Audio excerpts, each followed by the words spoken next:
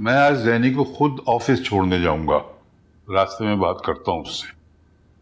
पता नहीं वो मानेगी भी या नहीं। वह नहीं मानेगी तो हम उसे वक्त देंगे। जबरदस्ती कोई नहीं करेगा उसके साथ।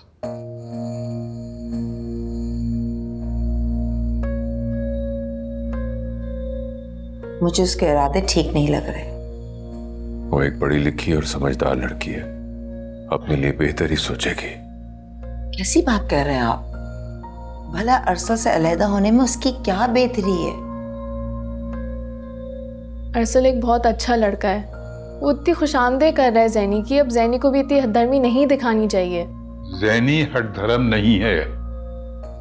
सॉरी नाना जान अगर आपको मेरी बात बुरी लगी हो तो, लेकिन लड़कियों को ससुराल जाके क्या कुछ नहीं बर्दाश्त करना पड़ता, और वो बेचारियां मुंह बंद करके सहती रहती हैं। मैंने नाश्ता बना दिया था आप लोग का, आप लोग कर लें। सॉरी अगर मेरी कोई बात बुरी लगी हो तो। अच्छा, जैनी को बुलाओ, ऑफिस से देर हो जाएगी। जी। अस्सलाम वालेकुम। वैसे भेजी थी तुम्हें बुलाने के लिए। नाना अब्बू, आप घर मत जाइएगा। मुझे रात में आपके साथ एक लॉयर के पास जाना है। लॉयर के पास? मैं अरसल को खुला का नोटिस भिजवाना चाहती हूँ। क्या?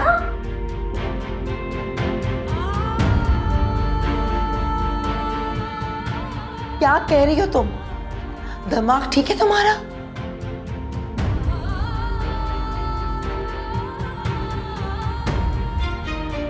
बिल्कुल ठीक कह रही हो अम्मा।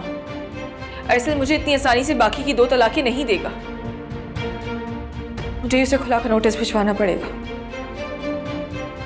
इतनी जल्दी मत करो जैनी, थोड़ा सोच लो इस पर। नाना अब्बू, मैं बहुत सोच चुकी हूँ इस बारे में, लेकिन हर बार बस यही जवाब आता है कि मुझे अब अरसल से कोई ताल्लुक नहीं रखना।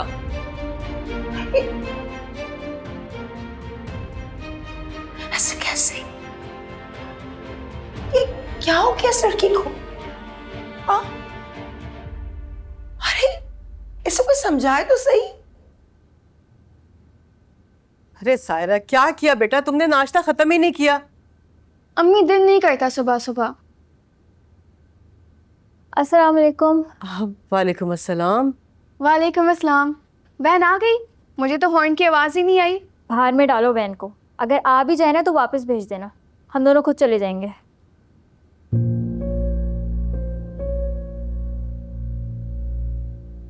इसे क्या हुआ अम्मी? परेशान लग रही थी वो। लगता है इसकी बहन ने ना फिर कोई नया तमाशा खड़ा कर दिया होगा। ओफो अम्मी, आप भाभी को डांटने का मौका हाथ से ना जाने दिया करें।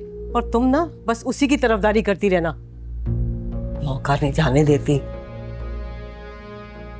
अरसल भाई, आप ये आराम से खड़े हैं, वो वहाँ आपको छोड़ने की प्लानिंग कर रही है। खुला का नोटिस भेजने वाली है वो आपको। कतई मेरे साथ ऐसा नहीं कर सकती। वो ऐसा कर रही हैं। शाम को नाना के साथ लॉयर्स के पास जा रही हैं।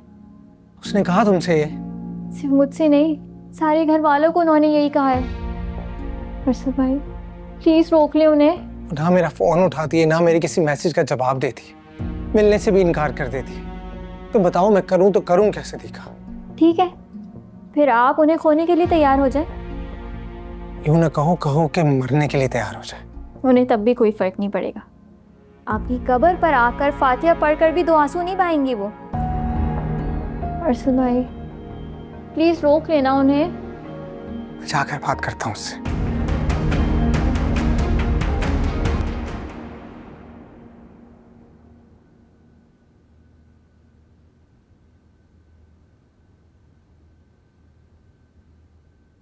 तुम यहाँ क्या कर रहे हो?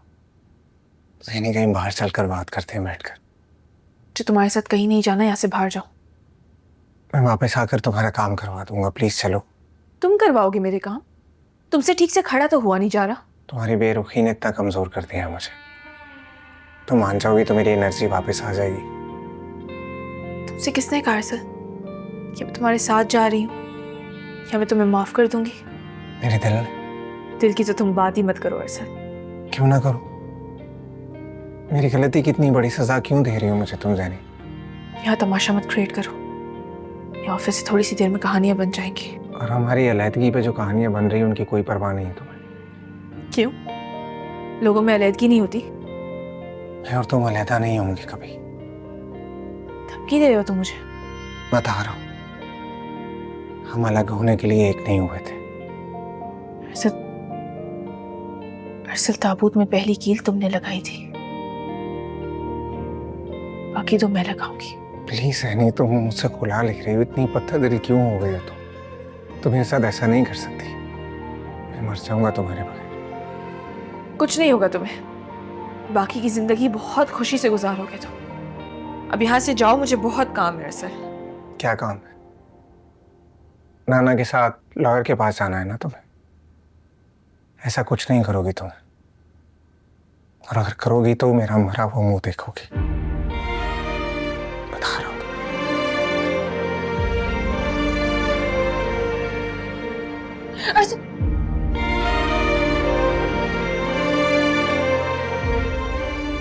क्या जरूरत थी इस हालत में आने की? ड्रॉप कराती हूँ तुम्हें। ज़ैनी तुम छोड़ो। दिमाग खराब है तुम्हारा? ये सारे काम कौन करेगा? बुलाती हूँ मैं किसी को।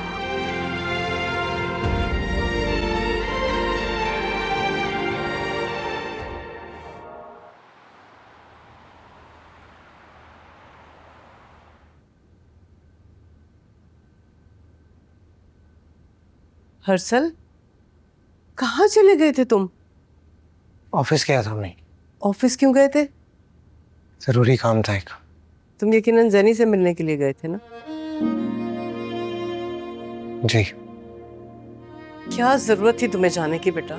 तुम जानते हो ना तुम्हारी तबीयत ठीक नहीं है, डॉक्टर ने कहा है कि आराम करो। अभी अगर ज़ैनी मेरी जिंदगी से रूठ जाएगी तो मेरी जिंदगी से सुकून भी रुखसत हो जाएगा। कोई नहीं रूठेगी, वो खामखा के नखरे दिखा रही है, ठीक हो जाएगी। वो नखरे नहीं दिखा रही, उसे वही लौटा रही है जो मैंने उसे दिया था। अच्छा देखो, अभी अपने कमरे में नहीं जाना, मैं तुम्हारे लिए नाश्ता बनाती हूँ। परेशान हो रही थी तुम्हारे लिए, सुबह से भूखे प्यासे चले गए थे बगैर खाए पिए। अभी बनाती हूँ नाश्ता।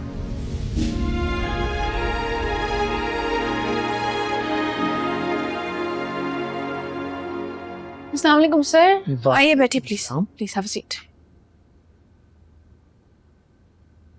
जी सर। ज़ैनी, तुम दोनों में आजकल क्या मसले चल रहे हैं?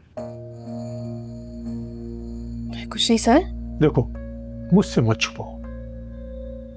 अरसल यहाँ आया था ना सुबह ऑफिस, वो तुमसे बात करने के लिए आया था, और तुमने बगैर बात किए अपने ऑफिस वर्कर के साथ उसे घर भेज दिया। सर मुझे यहाँ बहुत काम था, बस इसलिए। अगर तुम उसके साथ घर चली जाती तो बात भी कर लेता। उसका हुलिया देखा है तुमने? अब आप जान ही गए तो हम अलहदा हो चुके हैं,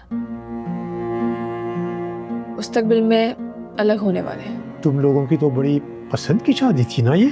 जी, अरसल की पसंद थी। क्यों? तुम उसे पसंद नहीं करती थी? मुझे तो लगता था कि तुम दोनों बहुत आपस में खुश हैं। मैं नाखुश भी नहीं थी। छोड़े सर, नहीं समझेंगे आप इस बात को, रहने देते हैं। लेकिन तुम दोनों ही मेरे लिए बहुत अच्छे वर्कर हो, और तुम दोनों को मैं साथ देखकर बहुत खुश होता हूँ। देखो ज़ैनी, अगर कोई नाराज़गी है तो वो ख़त्म कर दो। वो बेचारा तो मनाने ही आया था ना तुम्हारे पास। अक्सर मुझ में और मेरी मिसिस में भी खौफ की और खिटपिट होते रहती है, फिर जिसकी गलती होती है वो आके माफ़ी मांग लेती है। ख़त्म। बात ही तो ख़त्म करनी है मुझे। ज़ैनी, जज्बाती मत हो, उसे और फिर खुद को भी वक्त दो, फिर कोई फैसला करना, ठीक है? जी सर। Thank you. वैसे मुझे लगता है कि अब अरसल को ऑफिस ज्वाइन कर लेना चाहिए। तबीयत ठीक होते ही वो ऑफिस ज्वाइन कर लेगा आपके पास। तो मुझे लगता है कि तुम पे बहुत बर्डन पड़ रहा है। नहीं सर, अभी वो बहुत वीक है, मैं हूँ ना उसके पीछे, सब संभाल लूंगी यहाँ पे। अगर इतना ही ख्याल है तो उसे घर जाके संभालो। नहीं सर, वो और बात है, इंसानियत भी तो कोई चीज़ है ना। अच्छा, तो यहाँ आपको इंसानियत याद आ रही। इंसानियत से पहले मोहब्बत होती है, और जब मोहब्बत ही नहीं होगी तो वो इंसान इंसानियत कैसे निभाएगा? ये बहुत अहम बात है, इस पर सोचो। अब मैं चलता हूँ।